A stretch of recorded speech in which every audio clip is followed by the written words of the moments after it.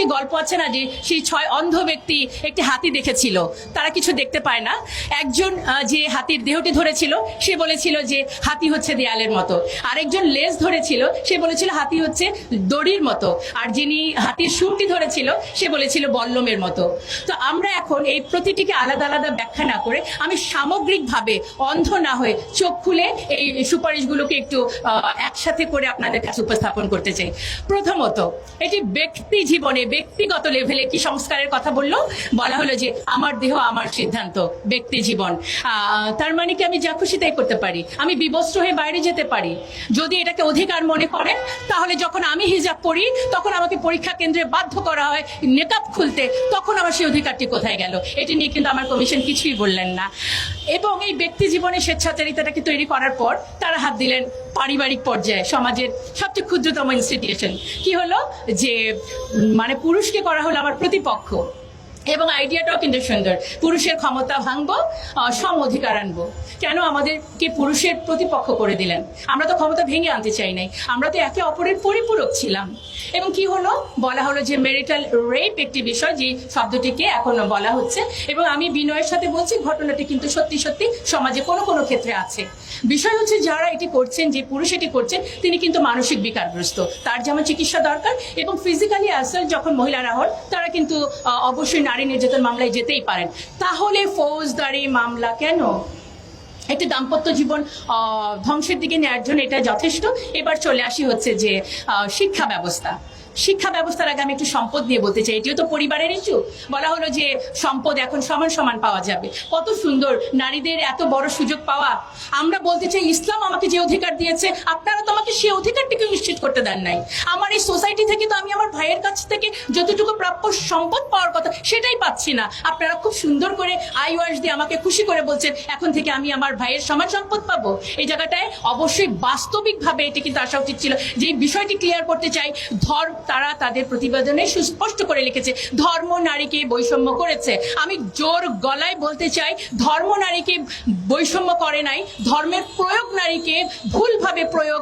আমার ধর্ম আমাকে বললো যে দেনমোহরের মাধ্যমে বিয়েটা হবে, আর আমার সমাজ আমাকে যৌতুকের মধ্যে ঠেলে দিল। এবং যৌতুক না দিলে শুধু বিবাহ বন্ধ না, গায়ের মধ্যে কেরোসিন ঢেলে আমাকে পুড়িয়ে দেওয়া হলো। তারপর এই মৃত্যুর জন্য আমার ধর্ম দায়ী নাকি আমার সমাজ? আমাদের কি চিন্তাটা করতে হবে। এবং দেখেন এটার মধ্যে হচ্ছে আরেকটি হচ্ছে পতিতাবৃত্তি। অলরেডি এটা নিয়ে অনেক কথা বলেছেন। এবং আপনি আমাকে আমার দাম্পত্য সম্পর্কের মধ্যে সংঘাত বাড়ালেন, আমার ভাই এবং আমার বাবার সাথে সম্পর্কে সংঘাত জড়ালেন, এবং পতিতাবৃত্তিকে করে দিলেন উন্মুক্ত। তখন এই যে কিছুক্ষণ আগে আমাদের আরো অন্যান্য বক্তারা বলেছেন, স্বামী তখন এই ফৌজদারি মামলা এড়ানোর জন্য কিন্তু যাচ্ছে কোথায়? পতিতালয়ে। আমার অনেক ছাত্রীকে আমরা কিন্তু অনেক হোটেলে এই ধরনের সম্পর্কে দেখতে পাই যেখানে পুলিশ তাদেরকে গ্রেফতার করছে। যখন পতিতাল এই বৃত্তিটিকে আপনি একটি পেশা হিসেবে দিচ্ছেন, তখন তারা পার্ট টাইম টিউশনির মতো ওখানে গেলে সমাজ ব্যবস্থা যদি ভেঙে পড়ে, এর দায় ভাইকে আপনাদের নিতে হবে না? দেখেন এই একই সাথে হচ্ছে যে গণমাধ্যমে বলা হলো যে কিছু কিছু শব্দ প্রয়োগ করা যাবে না, যেমন হচ্ছে নৈতিকতা, অশ্লীলতা, শালীনতাপূর্ণ পোশাক, ধর্মীয় অনুভূতি। আমি এই কথাগুলো কেন বলতে পারবো না? কারণ আমি অশালীন হয়ে চলবো? অবশ্যই শালীনতা আমার সামাজিক ভ্যালু, যে কোনো ধর্মের মধ্যে কোনো অশালীনতা নেই। সুতরাং এই শব্দগুলো যে তারা ব্যবহার করতে দিচ্ছে না, দেখেন সমাজটা কিভাবে করে যাচ্ছে। এবার সমাজের আরেকটি উপাদান হচ্ছে শিক্ষা। সেখানেও বলা হলো সম্মতিতে যৌন মিলন সংক্রান্ত পড়ালেখার বিষয়টাও থাকবে। তাহলে আর বাকিটা থাকলো কি? দেখেন এবার যদি এখানে আরেকটা শব্দ, জেন্ডার স্টেরিওটাইপ, কোনো কথা বলা যাবে না। যেমন হচ্ছে ঘরের কাজ শুধু নারীরা করবে, এই কথাটা বলা যাবে না। এবং বলা যাবে না নারীরা ধূমপান করে না। আপনারা একটু চিন্তা করেন, ধূমপান তো কারো জন্যই সুস্থ না, ভালো না, তাহলে কেন শুধুমাত্র নারীদের কথাটা এটা বলা যাবে না? এভাবে করে ব্যক্তি জীবন, আমার পরিবার জীবন, সমাজ জীবন কিন্তু তার এই কমিশনের মাধ্যমে, সুপারিশের মাধ্যমে এটি ধ্বংস হওয়ার পথে। এবার আমি চলে যাচ্ছি রাষ্ট্রীয় পর্যায়ে কি হচ্ছে। পার্বত্য চট্টগ্রাম কিন্তু আপনারা শুনে ফেলেছেন যে এটা দিয়ে কি হবে। এছাড়া আরো যেটি বলা হয়েছে যে আন্তর্জাতিক যত সনদ আছে, যা মানে আপনার সিডো এবং পিএফ এর যত সনদ হয়, এগুলোকে আমাদের পার্লামেন্টে পাশ করে দিতে হবে। আমরা যদি স্বাধীন দেশ হই, কোনোভাবেই আন্তর্জাতিক কোনো সনদ মানতে আমরা বাধ্য নই। সেখানে প্রত্যেকটা দেশ তার রিজার্ভেশন রাখতেই পারে। সেই আন্তর্জাতিক সংস্থার সনদ আমরা এভাবে করে মেনে নিব যারা মানবাধিকারের নামে অমুসলিমদের সমর্থন করে, এবং ফিলিস্তিনের মতো জায়গায় যখন এভাবে মৃত্যু হচ্ছে, যে সংস্থা চুপ করে থাকে, আপনারা তাদের প্রেসক্রিপশন যদি বাস্তবায়ন করতে বলেন, অবশ্যই আমাদের অবস্থান এটার বিপক্ষে। আমাদেরকে আমি পুরো বিষয়টাকে হাতি দেখার মতো, একসাথে দেখার মতো কেন বললাম? কারণ হচ্ছে এটি একটি পাশ্চাত্য প্রেসক্রিপশন, মানে ইমপ্লিমেন্টেশনের একটি ছক। সেটি কিভাবে? দাতা সংস্থা, আমরা জানি যে নিউ ওয়ার্ল্ড অর্ডার নামে একটি সিচুয়েশন সামনে আসবে, যেখানে মূল বিষয় থাকবে দেয়ার ইজ নো রিলিজন, ধর্ম বলতে কোনো কিছু থাকবে না। আমাদের শিক্ষা ব্যবস্থায় কিছুদিন আগে ট্রান্সজেন্ডার ঢুকানো হলো, এখন ধীরে ধীরে আমাদের নারীদেরকে পতিতালয় থেকে পুনর্বাসন না করে এটা উন্মুক্ত করে দেওয়া হলো। মানে সমাজ ভাঙা, রাষ্ট্র এবং পরিবার ভাঙা মিলে কি হলো? একেবারে রাষ্ট্রটাই একেবারে ধ্বংসের দিকে চলে গেল। এবং জুলাই আন্দোলনের যে ফল পাওয়ার জন্য আমরা এখানে আরো একবার দাঁড়িয়েছি, বারবার দাঁড়িয়েছি। আজকে আমরা বলতে চাই যে জুলাই আন্দোলন নারীদেরকে যে আপনারা উপেক্ষা করলেন, আমরা যে এই বৈষম্যটাকে অর্জন করার জন্য এতগুলো প্রাণ গেল, আপনারা সেটা মূল্যায়ন করলেন না।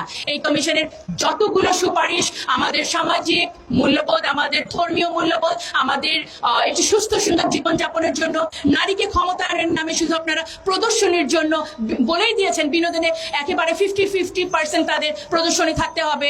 আমরা 300 আসনকে 600 আসন করে কি লাভটা হলো? আমরা মমতাজ এবং শমিকা এসারদের মতো আরো কিছু সংখ্যক আমরা নেত্রী পাবো। বাট এটাই কি আসলে নারীর পলিটিক্যাল এম্পাওয়ারমেন্ট? আমাদের নারীদেরকে গুণগতভাবে, শিক্ষাগতভাবে, প্রযুক্তিগতভাবে উন্নয়নের দিকে নিয়ে যেতে হবে। এবং এই যে আন্তর্জাতিক যে পায়তারা, যে একটি দেশকে ধর্মর একটি ইস্যু ধরে এবং ধর্মীয় মূল্যবোধকে শেষ করে নারী পুরুষকে প্রতিপক্ষ বানিয়ে, পরিবারগুলো ভেঙে, সমাজ ভেঙে একটি রাষ্ট্রকে একেবারেই মুসলিম রাষ্ট্রগুলোকে যেভাবে করে শেষ করা হয়। আমি যে আমাদের যে বর্তমানে ডক্টর ইউনূস আমাদের অত্যন্ত শ্রদ্ধেয়, তিনি যেভাবে দেশের হালটি ধরেছেন, আমি এই মুহূর্তে মনে পড়লো যে নারীদেরকে আমরা ক্ষমতায়ন করতে চাই। গত পার্লামেন্টে আমরা কি দেখলাম? আমরা দেখলাম আমাদের প্রধানমন্ত্রী, স্পিকার সবাই নারী, কিন্তু ওনার মতো ফ্যাসিস্ট নারী নেতৃত্ব তো অনেক পুরুষের মধ্যেও নাই। তার মানে কি আপনারা বলবেন যে শুধুমাত্র নেতৃত্বে, ক্ষমতায় সংখ্যা বাড়িয়ে দিলেই নারী ক্ষমতায়ন সম্ভব? সুতরাং আমরা আমাদের উপদেষ্টা এবং এই বর্তমান প্রশাসনের কাছে বিনীতভাবে অনুরোধ করব, কমিশনের রিপোর্টগুলো সমালোচিত হয়েছে যে কারণ এটি একটি ইনক্লুসিভ কমিটি হয় নাই। 90% মুসলিমের দেশে, এখানে অবশ্যই ইসলাম সম্পর্কে বিশেষজ্ঞ কারো থাকা উচিত ছিল, এবং তারা বলেছেন এই রিপোর্টটি একটি কিছু সংখ্যক মানুষের জন্য। সুতরাং আমরা আজকে দাঁড়িয়েছি, কোনো কমিশনের রিপোর্ট শুধুমাত্র কিছু সংখ্যক মানুষের জন্য হতে পারে না। নারীর জন্য রিপোর্ট সেটি হবে যেটি সার্বজনীন। এবং আমি আবার এই প্রশাসনকে বিনীতভাবে অনুরোধ করতে চাই, একটি সর্বজন গৃহীত কমিশনের মাধ্যমে এবং কোনো ধরনের বৈষম্য তৈরি না করে, সমাজকে অস্থিতিশীল না করে, আমার রাষ্ট্রকে যদি এগিয়ে নিয়ে যেতে চান, নারীর পার্টিসিপেশনকে যদি সত্যি আপনারা মূল্যায়ন করতে চান, তাহলে আরেকটি কমিশন করে এবং সত্যি সত্যি আমাদের সুন্দর কিছু গুণগত মান উন্নয়নের জন্য সুপারিশ করবেন। জি, ধন্যবাদ সবাইকে।